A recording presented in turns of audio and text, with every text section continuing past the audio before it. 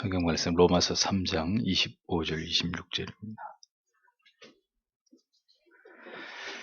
로마서 3장 25절 26절.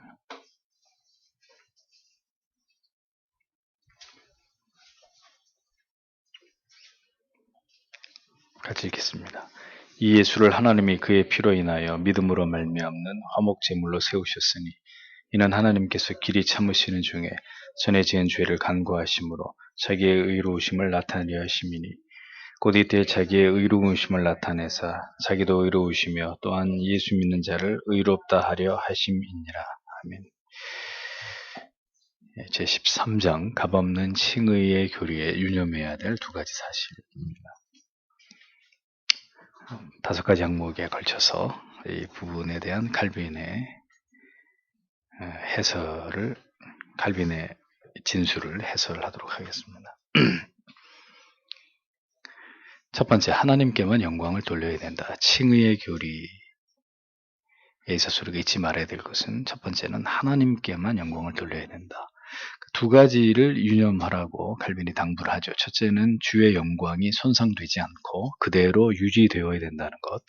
둘째는 우리의 양심이 하나님의 심판을 바라보면서 영혼과 마음의 안식과 평정을 가져야 된다. 두 가지입니다. 성경은 언제나 의에 관해서 오직 하나님께만 감사를 드릴 것을 촉구합니다. 오직 하나님께서만 의로우신 존재로 높임을 받으시기를, 하나님께서는 그것을 기뻐하시고 언제나 우리로 하여금 자격 없는 자들에게 그 의를 베풀어 주셨다는 것을 잊지 않기를 하나님이 원하십니다. 은혜를 주신 분이 그 은혜에 대해서 은혜를 수혜받은 자들이 어떻게 이해하기를 바라시느냐, 이걸 우리가 잘 알아야 되는 거죠. 그 하나님의 은혜를 은혜로 올바로 이해하고 받아들이고 그것을 주시는 그분의 목적에 따라서 그것을 누리고 소유해야 되는 것이지, 그것의 가치를 변질시키거나 그 은혜의 가치를 알지 못하거나 망각하는 것은 결코 바람직한 신앙의 모습이 아니죠. 그래서 이런 부분이 중요한 것입니다. 로마서 3장 25절은 하나님께서 자기의 의로우심을 나타내기 위해서 우리에게 의를 베푸셨음을 말씀을 합니다. 26절에 이때 자기의 의로우심을 나타내사 자기도 의로우시며 또한 예수 믿는 자를 의롭다 하려 하심이라, 이렇게 말씀하시므로 오직 하나님께서만 의로우신 자로 높임을 받으시고 자격이 없는 자들에게 의를 선물로 전해주시지 않으면 하나님의 의로우심이 충족히 드러나지 않으신다라는 사실을 강조를 하고 있습니다. 그렇기 때문에 어떤 경우도 우리가 우리의 의를 드러내시는 것을 하나님이 용납지 않으시고 선민 이스라엘을 그 때문에 택하신 자들을 제외하고 모두 버리시기까지 하심으로 이것을 매우 중요하게 여기셨다는 것을 성경은 우리에게 분명히 강조하고 있다는 것을 기억해야 합니다. 그러니까 우리가 어떤 경우에도 우리 자신을 변호하면서 스스로 의로움을 드러내려 하는 한, 그러니까 이 자기의 의로움을 드러낸다고 하는 것은 반드시 자기를 자랑하는 것만으로 의가 드러나는 것은 아닙니다. 오히려 그 반대로 자기의 의를 드러내는 경우도 있어요. 네. 그래서 자기가 지극히 겸손하는 것을 또 다른 의로 드러내는, 그게 또 다른 의가 되어버리는, 자기의 의를 드러내는 방법이 자기를 한없이 높이고 자기를 자랑하는 것만이 아니라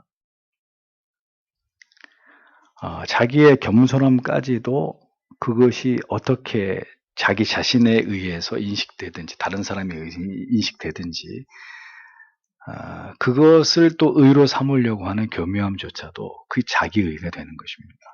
참 피할 수가 없어요. 어떤 식으로든 우리가 우리 자신을 의롭다 여기려고 하는 이런 죄성에서 우리가 자유하기 참 어려운 부분입니다. 그러니까 우리 자신의 의로움을 드러내려고 하는 한 우리가 반드시 잊지 말아야 될 것은 하나님의 영광에서 우리가 반드시 벗어날 수밖에 없다는 겁니다. 에스겔은 우리가 스스로 우리의 불의를 인정하는 것이 하나님의 이름을 영어롭게 하는 것임을 깨닫게 하죠. 에스겔 20장 43절 44절에 거기서 너희의 길과 스스로 더럽힌 모든 행위를 기억하고 이미 행한 모든 악을 인하여 스스로 미워하리라. 이스라엘 족속아 내가 너희의 악한 길과 더러운 행위대로 하지 아니하고 내 이름을 위하여 행한 후에야 너희가 나를 여호와인 줄 알리라. 나 주 여호와의 말이니라 하셨다라. 이렇게 기록되어 있습니다. 언제나 우리는 우리 자신의 불의를 깨닫고 괴로워하고 그와 동시에 전혀 무가치한 우리에게 하나님께서 형언할 수 없는 은혜를 베풀어 주셨다는 것을 생각해야 합니다. 하나님의 은혜가 임하고 진리에 대한 참된 깨달음이 깊어질수록 인간은 인간 자신에게 그 어떤 의도 존재하지 않는다라는 것을 처절하게 깨닫게 돼요. 그럴수록 십자가의 구속의 은혜와 사랑은 더 뼛속 깊이 스며들게 되는 것이고 이것을 통해서 우리의 믿음은 깊어가고 성화는 큰 진전을 이루어가게 되는 것입니다. 그렇게 해서 신앙이 성숙해지게 되는 거예요. 그러면 진정한 감사까지 하나님께 올려드리게 되는 그런 신자가 되는 거죠. 어리석은 자들이 신앙을 올바로 이해하지 못하여서 끊임없이 자기 자신을 자랑할 때 그렇게 자기를 자랑할수록 그것은 곧 하나님의 영광을 가리우는 일이 되고 하나님의 진노를 사게 되는 일이 된다는 것을 알지 못한단 말입니다. 익은 벼가 고개를 숙이듯이 성경의 진리에 더 깊이 빠져들수록 그래서 하나님이 얼마나 크시고 인간이 얼마나 초라하고 보잘것없는 존재인지를 발견하면 발견할수록 인간은 자기에 대해서 절망을 그러나 그런 나를 사랑해 주심으로 구속의 은혜를 베풀어 주신 하나님을 향해서는 무한한 감사와 영광을 돌릴 수밖에 없는 존재가 되어져 가는 것입니다. 그것이 참된 믿음의 길로 나아가는 거예요. 그러니까 그리스도인은 거기에 집중해야 되는 거예요. 그게 제일 중요한 거란 말입니다. 다른 이유 때문에 교회 오는 거 아니에요.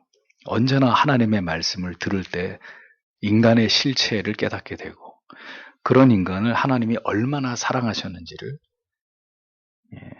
깨달으면서 거기서 인간의 본연의 자리를 찾아가고 인간의 본연의 자리를 찾아가면서 하나님을 한없이 높여드리게 되는 그것이 우리의 신앙의 궁극의 목적이에요. 그게 바른 믿음의 길이에요. 그래서 시간이 갈수록 우리는 없어져야 되는 거예요. 우리는 우리의 자아를 따라서 우리가 존재하려고 하는 방식을 따라 존재하는 게 아니라 하나님이 우리에게 말씀하시는 존재의 내용과 목적을 따라 존재하는 자들이 되어야 되는 것입니다. 사도 바울의 고백처럼 자랑하려는 자는 오직 그리스도 안에서 그리스도께서 우리 안에 행하신 그 일만을 자랑하는 자들이 되어야 합니다. 다시 말씀드리지만 우리가 왜 인간의 행위와 의지를 중요하게 여기는 모든 그릇된 신앙의 가르침들을 단호하게 배격하고 미워하는지 여러분 그것을 올바로 이해하셔야 됩니다. 그게 다 뭐 예수 믿으면 천국 가는 건데 그 좀 교리적으로 다르다고 해서 우리가 뭐 그렇게까지 할 필요가 있습니까? 여러분 그게 사람의 문제 같으면 그럴 수 있어요. 하나님하고 관련된 문제가 아니라 나에게 나에게 해당되는 어떤 문제라면 그런 식의 옳지 않음들을 우리가 얼마든지 포용하고 용납하고 수용할 수 있습니다. 근데 이게 진리의 문제에 관해서는 그렇게 할 수 없는 거예요. 그렇게 자기를 끊임없이 드러내고자 하는 자들은 하나님을 대적하는 자들이고 하나님의 영광을 가리우는 자들이라고 하나님의 사람 칼빈이 목소리를 높이고 있지 않습니까? 하나님의 음성을 듣는다고 말하는 목회자들 저는 멸시하고 경멸합니다. 기도하는데 하나님이 어떻게 될 거라고 나한테 말씀해 주셨다고 성도들에게 지 혼자 생각하고 있든지 그러면 하나님이 어떻게 될 거라고 말씀하셨고 하나님이 나를 통해서 뭐 이런 얘기를 성도님들 앞에서 단위에서 목회자가 한다. 저는 목사 아니라고 생각합니다. 사기꾼이지. 어떻게 자기가 하나님의 음성을 들었고 나한테 말씀하셨다는 이런 얘기를 간이 배 밖에 나오지 않고 해. 어떻게 인간이라고 하는 미천한 존재가 감히 하나님을 그렇게 자기가 하나님의 이름을 입에 오르내리면서 사람들을 기만하냐고요. 그렇게 하나님과 자신과 성도를 기만하는 자들의 양심을 그들의 신앙을 저는 인정할 수 없어요. 어떤 경우도 인간은 감히 하나님을 향해서 그렇게 말할 수 없습니다. 자신이 직접 하나님의 음성을 듣는 대단한 선지자처럼 이렇게 자기를 묘사하는 목회자들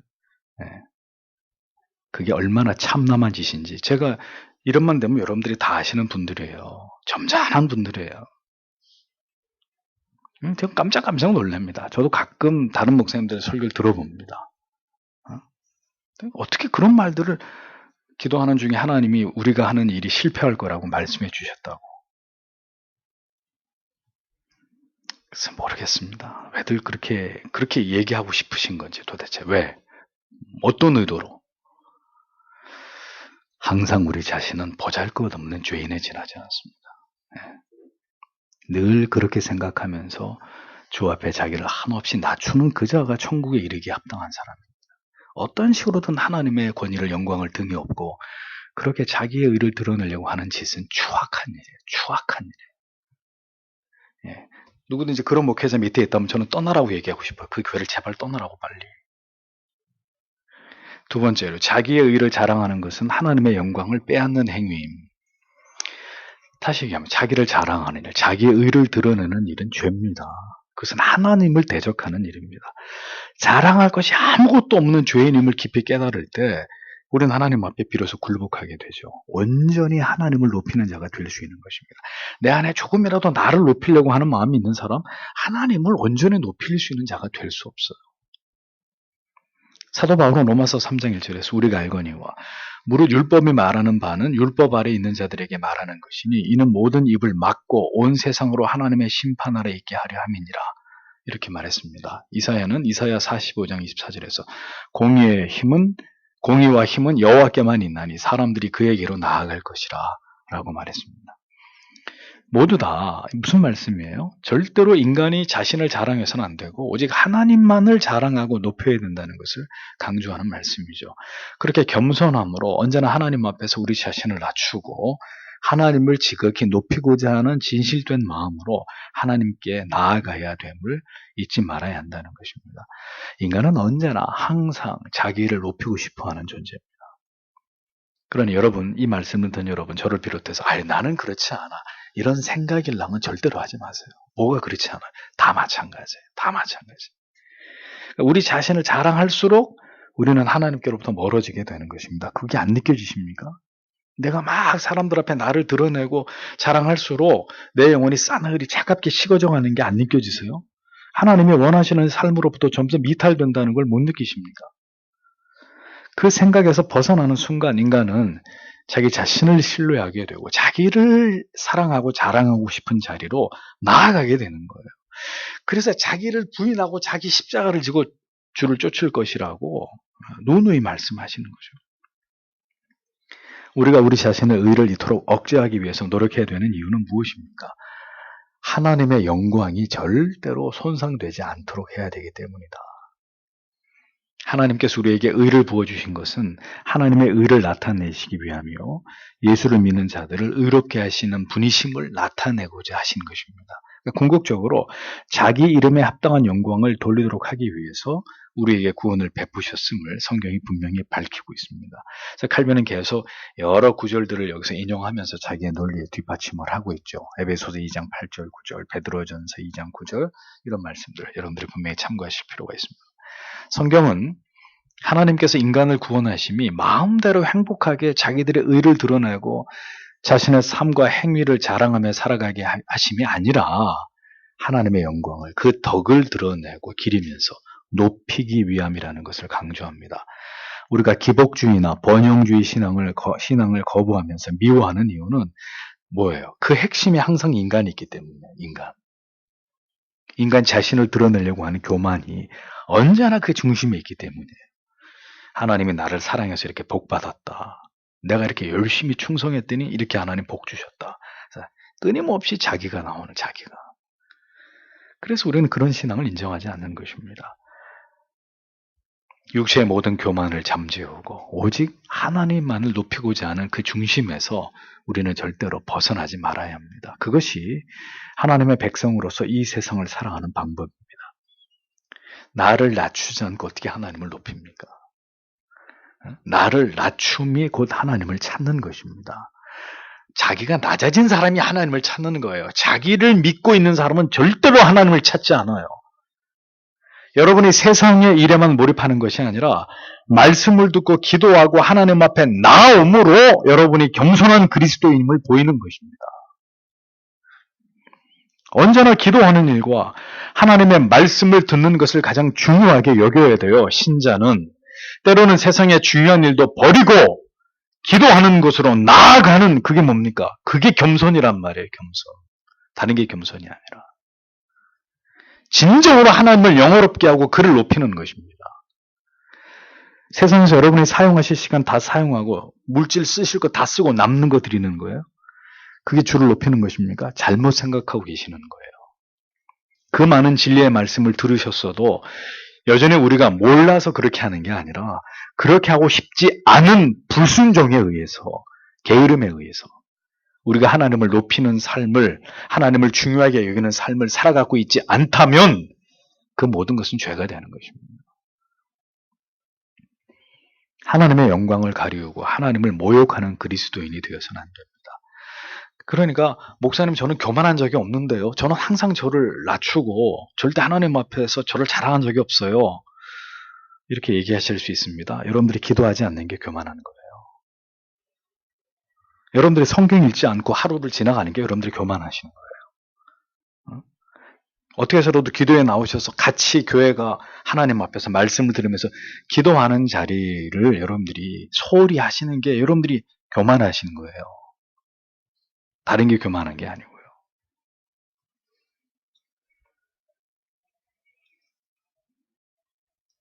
하나님의 영광을 가리우고 하나님을 모욕하는 그리스도인이 되어서는 안 됩니다. 무엇보다도 여러분에게 중요한 것이 무엇인지를 생각하세요. 언제나 주님의 요구는 뒷전이고 세상에서 여러분이 중요하게 여기시는 일만을 추구하며 살아가는 그리스도인들, 의심의 여지가 없이 자기 의를 위해서 살아가는 사람이에요. 자기 의를 위해서. 자기 일은 열심히 하는데 주 하나님을 찾는 건 자기한테 문제가 생겨야만 하나님을 찾는 거죠. 문제가 생겼을 때만 하나님 앞으로 달려가는 하나님의 해결사십니까? 여러분의 삶에서 그분을 높이고 있는지를 살펴보세요. 그것이 진정으로 하나님의 영광을 위한 삶입니다. 세 번째, 자기 의를 바라보아서는 양심의 평안을 얻을 수 없습니다. 어떻게 신자의 양심은 하나님 앞에서 평안을 누릴 수 있을까? 우리에게 베푸신 하나님의 은총을, 우리가 그 의를 값없이 선물로 받은 존재일 뿐임을 깊이 깨닫게 될 때입니다.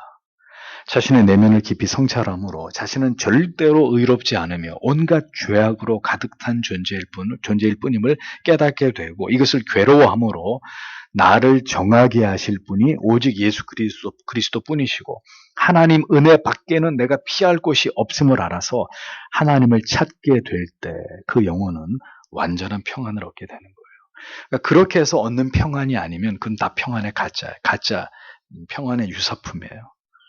그건 자기 기만적 평안이에요. 금방 다시 불안해질 수밖에 없는. 그러니까 그렇게 평안을 얻는 것이 아니면 하나님의 은혜로 말미암은 평안이 아니란 말이죠. 신자의 양심은, 그래서 저는 이 말씀을 드리고 싶어요. 반드시 두 가지를 경험해야 합니다. 하나는 자기의 죄의 실체를 정직하게 대면함으로 내가 지옥에 떨어질 수밖에 없는 흉악한 죄인이라는 사실을 철저하게 시인하고 이를 깊이 두려워하는 마음. 또 한 가지는, 그러나 그럼에도 불구하고 하나님의 사랑이, 예수 그리스도의 그 크신 대속의 은혜가 내게 임함으로 내가 그 지옥의 영벌에서 구함을 받았다는 사실에 대한 감격과 기쁨. 하나는 절망과 큰 두려움, 하나는 말로 다 헤아릴 수 없는 감격과 기쁨. 이 두 가지가 교차하면서 반드시 우리의 마음속에 분명한 각인을 남겨야 되는 거죠. 우리가 그리스도의 의로 말미암아 하나님의 심판대 앞에 서게 될 때 결코 정죄함을 받지 않을 것이라는 믿음이 우리 안에 굳게 세워져 있을 때 우리는 진정으로 자유하는 거예요. 그 전에는 무엇으로도 그리스도, 여러분들이 정말 하나님의 자녀라면 그렇게 되기 전에는 여러분들이 무엇을 해도 자유롭고 평안할 수 없습니다. 바울은 로마서 4장 14절에서 만일 율법에 속한 자들이 상속자이면 믿음은 헛것이 되고 약속은 파기되었느니라 이렇게 말했습니다. 사도는 우리가 받은 의가 우리가 율법을 지킴으로 우리의 공로에 의해서 얻은 것이라고 여긴다면 우리의 믿음은 헛된 것이 되고 만다고 말했습니다. 지금까지 로마서가 강의하면서도 그랬고 수도 없이 반복되어 온 주제입니다. 우리가 진리를 깊이 발견하면서 하나님의 은혜로 말미암아 값없이 얻은 의의 가치와 인간의 전적인 무능과 부패를 더 절감하게 된다면 정상적인 신앙의 경우에 우리는 점점 더 겸손해질 수밖에 없습니다.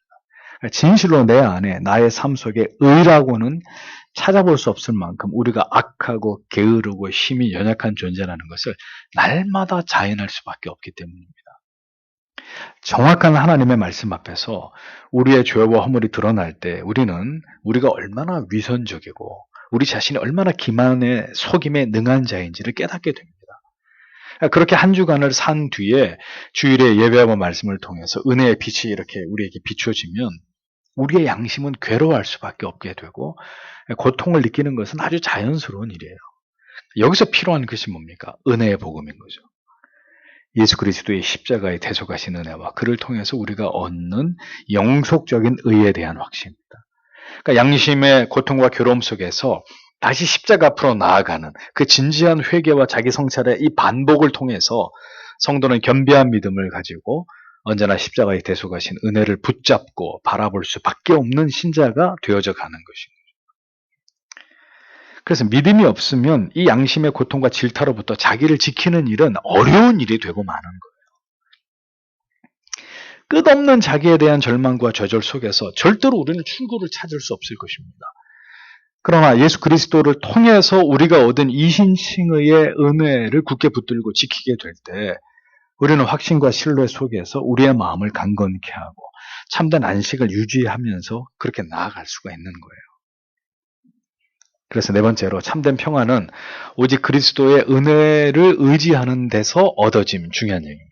참된 평안은 내가 스스로 평안하자 해서 되는 게 아니라 오직 그리스도의 은혜를 의지하는 데서 얻어진다. 바울은 우리가 율법을 통해서 의를 상속하는 자라면 약속은 파기되고 효력은 사라진다고 말합니다. 우리의 공로에 의해서 의를 베푸는 것이라면 영원히 그 약속은 지켜질 수 없습니다. 그러므로 믿음으로 말미암은 의는 율법의 행위를 지킨 자가 아니라 믿음을 가진 자에게 성취되는 것이고 믿음이 없다면 그리스도로 말미암은 긍휼도 기대할 수 없는 것이 되는 거죠. 우리는 다윗처럼 하나님의 긍휼히 여기심을 그래서 바라보아야 합니다. 우리의 행위나 공로가 아니라 오직 하나님의 긍휼히 여기심이 우리에게 간절히 필요하다는 것을 직시해야 되는 겁니다. 그래서 칼빈은 여기서 아우구스티누스와 베르나르의 말을 인용하면서 결론 내리기를 하나님의 약속들은 양심의 확신으로 붙잡을 때 가능하며 우리의 행위에 근거할 수 없고 그렇게 되면 모든 약속도 아무런 효력을 발생할 수 없다. 이렇게 말합니다. 그러니까 오직 믿음으로 그리스도를 바라보면서 하나님의 긍휼히 여기심을 신뢰하면서 나아가야지 우리의 행위에 어떤 공로를 의지해서 마음의 평안을 얻고자 할 때 절대로 우리는 그것을 얻을 수 없다는 것을 기억해야 되는 거예요.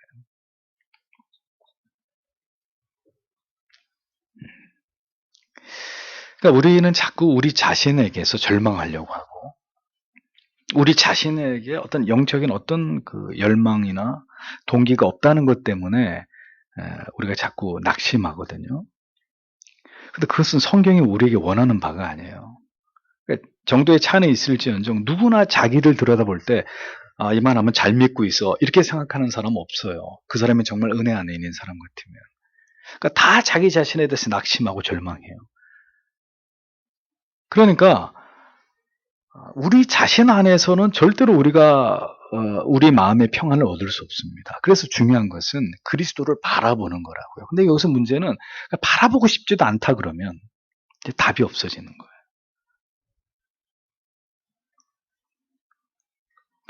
그리스도를 바라보고 하나님이 우리를 긍휼히 여기시는 분이라는 걸 믿고 그분 앞으로 가야 되는데 나는 그러고 싶지도 않습니다. 자, 이제 이게 정말 대책이 없는 거죠. 그래서 그런 가운데 있는 사람에게는 아무 일도 일어나지 않아요. 그러니까 그거는 지금 자기를 기만하고 있는 거예요. 할 테면 해봐. 난 아무것도 하고 싶지 않아. 하나님 살아계시면 어떻게 해봐. 나는 계속 이렇게 갈 테니까. 그건 믿음 아니에요. 그거는 지독하게 마귀의 어떤 그 어두운 생각에 여러분들이 이렇게 붙잡혀 있는 거예요. 안 됩니다. 그 마음을 버리고 그리스도를 바라보고 그리스도께서 나를 긍휼히 여기신다는 것을 믿고 주의 은혜가 나에게 임하기를 간절히 열망해야 돼요. 열망해야 돼요. 그러니까 뭘 잘못 알고 계시는 거예요, 여러분이. 믿음이라는 게 뭔가에 대해서. 믿음이 어떤 하나님의 은혜의 경로로 내게 임하고, 그럼 그것을 위해서 내가 어떻게 하나님 앞에 나아가야 되는지에 대해서 여전히 이해를 잘 못하고 있는 거죠. 그리스도를 굳게 신뢰할 때에 우리는 평강을 얻습니다. 그럼 이렇게 말하겠죠. 굳게 신뢰하게 해주셔야 신뢰를 하죠. 그러니까 그렇게 얘기하면 안 된다니까. 우리의 행위가 아니라 내가 마음으로부터 진실로 그리스도의 속죄하심을, 그 영원한 대속의 효력을 신뢰하면서 그런 말미암아 예수 그리스도를 구주로 신뢰하고 있는지를 살펴야 되는 그런 마음이 있다면 계속해서 주의 은혜로 그것이 강화되기를 기도하고, 그 마음이 없으면 그 마음을 달라고 기도해야지. 아무것도 하고 싶지 않다고. 그것은 지금까지 이 모든 하나님의 진리의 말씀을 접하고 대한 사람이 해서는 안 될 말인 거예요. 그런 말 자체가 하나님 앞에 얼마나 죄스러운 건지를 알아야 되는 거죠. 그래서 언제나 우리가 은혜의 방편을 귀하게 여김이 필요한 것입니다. 그것을 붙들지 않는 한 우리 영혼은 급격히 힘을 잃어버리고 급격히 혼란에 빠져들고 회의와 의심에 사로잡히게 되고 모든 신앙의 욕구를 상실하게 되는 일들이 아주 자연스럽게 신자 안에 일어날 수 있어요. 그 웨스트민스터 신앙 고백서에서 얘기하잖아요. 때로 신자가 은혜가 사라지면 불신자와 방불할 만큼 그의 삶의 영혼의 상태가 급격히 추락할 수 있다. 마치 예수를 안 믿는 사람처럼 그렇게 영혼이 급격히 주저앉는 그런 지경에 이르게 되는 일들이 구원받은 사람에게도 일어난단 말이에요. 그게 인간이라고요. 그렇게 불완전한 존재라고요. 뭔가 잘 담고 있는 것 같은데 어느샌가 보면은 금이 가고 깨져 있어가지고 다 빠져나가 버리고 아무것도 없는, 그게 우리라고요. 그걸 도대체 얼마나 많이 느끼셔야 되겠습니까? 어떨 때는 아무것도 없는 것 같으나 또 하나님이 풍성하게 부어주는 은혜 속에서 감격하게 되는 것이고, 어떨 때는 뭔가 내가 가득 찬 줄 알았는데 언제 그게 다 빠져나간지 다 빠져나가지고 완전히 빈털터리가 돼서 너무너무 부끄럽고 창피하고 신앙의 모든 의욕을 상실해버리는 듯한 이런 지경 가운데로 이렇게 내려가게 되는, 그것이 왜 신앙 안에서 계속 반복되겠냐고요. 아직도 모르시겠습니까? 인간은 그런 존재예요. 그렇게 가변적인 존재, 자기를 지킬 수 없는 존재라. 그러니까 자기를 묶어놔야 되는 거예요. 그 믿음의 대상을 바라보고 끊임없이 그 앞으로 나아가서 우리의 죄인됨과 전적 무능을 인정하면서 우리에게 하나님의 은혜를 부어주시기를, 이 마음을 지켜갈 수 있기를, 이 칭의의 은혜를, 그리고 하나님께 돌려드려야 될 영광을 지켜가는 신자의 삶을 살아갈 수 있기를 구해야 되는 거예요. 알아서 해달라고, 해주고 싶으면 해주고 말기, 그런 건 믿음이 아니란 말이죠. 그런 거는.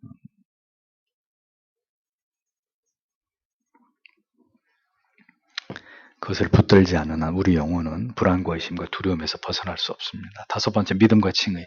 바울은 로마서 5장 1절에서 믿음으로 말미암아 의롭다 하심을 얻는다는 것을 확신하지 못하면 우리의 양심이 결코 평안과 고요와 기쁨을 누릴 수 없다고 거듭 강조했습니다. 이러한 확신은 로마서 5장 5절에서 우리에게 주신 성령으로 말미암아 하나님의 사랑이 우리 마음에 부은 바 됨으로 말미암은 것임을 밝히고 있습니다. 우리의 확신의 근거는 우리가 진정으로 그리스도 안에서 그 사랑 안에 거하고 있음으로 비롯되는 것입니다. 그러니까 우리의 믿음이 하나님을 기쁘시게 하고 있다는 확신 없이는 절대로 우리의 마음에 평안을 얻을 수 없어요. 근데 이것은 내 자신에게 최면을 걸듯이 나는 하나님을 기쁘게 하고 있어 이렇게 해서 되는 게 아니라 정말 나의 믿음이 하나님의 은혜의 방편을 붙들고 하나님이 가라고 하시는 믿음의 길을 걸어가면서 하나님이 우리에게 부어주시는 내적인 친밀함을 통해서 우리에게 인쳐주시는 은혜를 통해서 내 마음에 누리는 평안이에요. 하나님과 나와의 관계가 바르게 되어 있음으로 인해서 내가 누리는 절대적 평안, 누구도 빼앗아갈 수 없는. 믿음으로 말미암아 의롭게 된 것은 결국 무능하고 무지한 우리들의 삶으로 말미암은 것이 아닙니다. 여기서 지금 얘기하려고 하는 건 믿음이에요. 우리가 하나님을 아버지라고 부를 수 있는 근거는 우리의 믿음에 의한 것이다. 행위가 아니라. 그래서 언제든 그렇게 하나님을 부를 수 있는 것이 아니라는 온전한 믿음이 아니다. 이렇게 칼빈이 얘기하는 거예요. 예를 들면 이런 거죠. 내가 말씀대로 막 살면은 하나님 아버지, 이게 아주 자연스럽고, 말씀대로 안 살고 죄를 지으면 하나님 아버지라고 부를 수 없는, 그건 믿음이 아니라는 거예요. 왜? 우리의 행위에 근거하는 거니까. 그러니까 대부분 알미니안들이 어떻게 돼요? 이런 신앙으로 가는 거예요. 잘 믿을 때는 하나님 아버지, 하나님 나 사랑하는 것 같고, 내가 죄를 짓고 하나님과 멀어지면 하나님이 날 버리신 것 같고, 내가 하나님 자녀이 아닌 것 같고, 그래서 하나님을 아버지라고 부르지 못하는, 그게 무슨 하나님과 하나님의 자녀의 관계입니까? 그건 온전한 믿음이 아니라는 거죠, 칼빈이. 에베소서 3장 12절에 우리가 그 안에서 그를 믿음으로 말미암아 담대함과 확신을 가지고 하나님께 나아감을 얻느니라. 믿음으로 말미암아 어떤 가운데 있다 할지라도 내가 담대함과 확신을 가지고 아버지 앞으로 달려가는 거죠. 내 아버지니까. 예? 자녀 여러분, 죄 지으면 아버지 아니에요? 아버지 어머니한테 잘못하면 아버지 어머니 아니에요? 그래도 아버지 어머니니까 아버지 어머니한테 가잖아요. 그 앞으로 나아가잖아요. 오직 중생으로 말미암지 않고는 이러한 은혜를 누릴 수 없는 거죠. 그러므로 우리가 육신 안에 있는 동안에는 죄의 넘어짐으로 인해서 언제나 불완전할 수밖에 없고, 때로는 의심에서 자유할 수 없으나 언제나 우리는 그리스도에게 접붙여진 존재라는 것을 기억하면서 자꾸 그렇지 않다고 생각하지 말고 자기를, 예? 우리가 이신칭의 구원을 견고하게 신뢰할 때 우리의 모든 그 나를 집요하게 따라다니는 의심, 절망, 자기 자신에 대한 어떤 그 깊은 그 어떤 좌절 물리칠 수 있는 거예요. 그리고 계속 믿음의 길을 가야죠. 자꾸 그런 얘기 하지 말고. 그건 아니라니까요. 믿음의 방법이. 그게 거기서 벗어날 수 있는 길이 아니라니까요.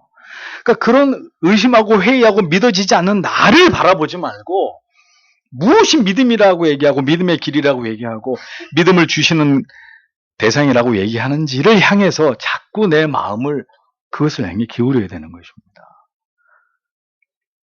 그렇게 우리가 그리스도를 찾는 것이 아닌 그리스도의 찾아오심을 우리의 모든 결핍이 채워지고 완전한 믿음과 구원 가운데로 나아가게 되는 이런 이제 은혜들을 경험하게 되는데, 그러니까 지금 이 앞뒤 말이 좀 여러분들이 이해하시기 좀 어려울 수 있는데, 그러니까 우리 편에서는 의심과 절망을 물리치고 그리스도 앞으로 나아가는 것이 필요하고, 그런데 우리가 그렇게 나아가는 것이 아니라 사실은 그리스도께서 우리에게 찾아오시는 것이고, 그러니까 그리스도는 자기의 사랑하는 백성들에게 찾아오셔서 계속 믿음을 주시고, 그 믿음 위에 그 믿음이 확신이 되어가도록, 성화되어가도록, 더 진리 안에서 충만하게 자라가도록 계속 그리스도는 우리에게 은혜를 주시는 것이고, 우리는 그리스도께서 그렇게 하시겠거니 그렇게 하지 않으면 나는 계속 회의적으로 나는 삐딱하게 있을 테니까, 그게 아니라 그리스도는 그렇게 우리에게 찾아오셔서 우리의 결핍을 채워가시고, 우리는 그리스도가 나에게 그렇게 하심을 믿고 그리스도 앞으로 나아가. 그거예요. 그래서 어떤 경우에도 우리는 우리의 행위와 삶에서 평안과 안식을 구하면 안 돼요. 그런 일은 일어나지 않아요. 그러니까 여러분들이 자꾸 여러분 자신에게 좌절하는 것은 여러분들의 시선이 그 그리스도, 영원하신 하나님의 약속, 이신칭의 구원, 그리스도가 우리에게 믿음을 선물로 주실 때 그 믿음은 영원히 변치 않는 견고한 것인, 이런 것들을 묵상하고 그것을 붙드는 게 아니라 자꾸 그 모든 것으로부터 멀어지려고 하고 그것을 망각하는 나를 자꾸 주목하니까 내 행위와 내 삶의 내용과 그 모든 것을 보아서는 평안과 안식이 올 수가 없어요. 그러니까 오늘도 내 자신이 진실로 예수 그리스도를 나의 구주로 인정할 수밖에 없는 믿음 가운데 있는지를 바라봐요. 내가 믿음이 있느냐 없느냐를 바라봐야 되는 거예요. 내가 지금 말씀대로 살고 있느냐 살지 못하느냐가 중요한 게 아니라, 중요한 것은 내가 예수 그리스도를 과연 나의 구주로 믿고 있느냐 그렇지 않느냐, 이게 중요한 문제라는 거죠. 그래서 믿음이 견고한지를 살피세요. 뿌리가 튼튼한지를 살피십시오. 뿌리가 튼튼하면, 이 나무 작년에 이거 잎 거의 다 떨어졌던 나무인데 지금 보세요.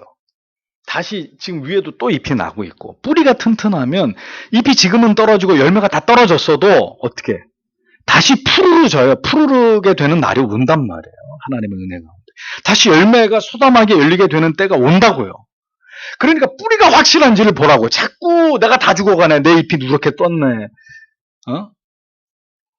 나는 아무 열매가 없네, 자꾸 자기의 행실과 삶을 보지 말고 내 뿌리가 그리스도에게 견고히 내려져 있다면, 그리고 내가 그 그리스도의 은혜 주심을 바라보고 있다면 다 떨어진 나무에서도 새잎이 돋고, 그리고 마침내 꽃이 피고 열매가 생산되게 되는 날이 온다. 그게 믿음이에요. 그게 믿음을 이해하는 거예요. 자신의 삶을 보고 무너지지 마세요. 그리스도를 붙드는 믿음, 그리스도가 나에게 주신 그 믿음에 집중할 때, 그 믿음이 강화될 때 여러분들의 삶은 다시 회복됩니다. 그러니까 자꾸 내 기분, 내 느낌, 내 생각 이런 거에 집착하지 마시고 말씀에 집착하세요. 그리스도에게 집착하세요. 그래서 그것을 통해 계속해서 영혼의 생명의 수액이 공급되면 뿌리가 싱싱하기 때문에, 뿌리가 확고하게 그리스도에게 내려져 있다면, 내가 예수 그리스도에게 분명히 접붙여져 있다면 다 떨어진 가지에도 잎이 다시 납니다. 잎이 다시 난다고요. 생명 있음이 여러분들의 삶 가운데 나타나게 된단 말입니다. 우리의 모든 결핍을 채우시는 분은 오직 그리스도뿐이시고 그분을 통해서입니다. 그분을 통해서 공급받는 은혜를 통해서. 그래서 그 은혜가 언제 내게 오나 자포자기하는 마음으로 기다리는 게 아니라 그 은혜를 소망하고 겸손히 주님 앞에 무릎을 꿇어야 되는 거죠. 예수여, 나를 불쌍히 여겨 주시옵소서. 불쌍히 여겨 주시려면 여겨 주시고, 여기시기 싫으면 그렇게 하지 말든가. 그런 똥배짱을 부리지 마시고. 네. 오늘도 죄인을 향한 긍휼과 자비를 구해야 합니다. 그러면 그리스도께서 우리의 모든 부족함을 채우십니다. 채우신다고. 내가 채우는 게 아니라 그분이, 여러분들이 그 믿음을 가지고 그리스도를 바라볼 때 그리스도께서 채우십니다. 우리를 소생케 하십니다. 우리를 다시 회복시키십니다. 그러니까 제발 나 중심의 사유를 멈추고 그리스도 중심의, 하나님의 말씀 중심의 사유를 해야 되는 거예요. 그것을 생각하고 바라보는, 그것이 신자의 생각이어야 돼요. 그러니까 거기서 벗어난 생각들은 하지를 말란 말이에요. 그건 전혀 우리의 신앙에 도움이 되지 않는 생각들이에요. 기도하겠습니다.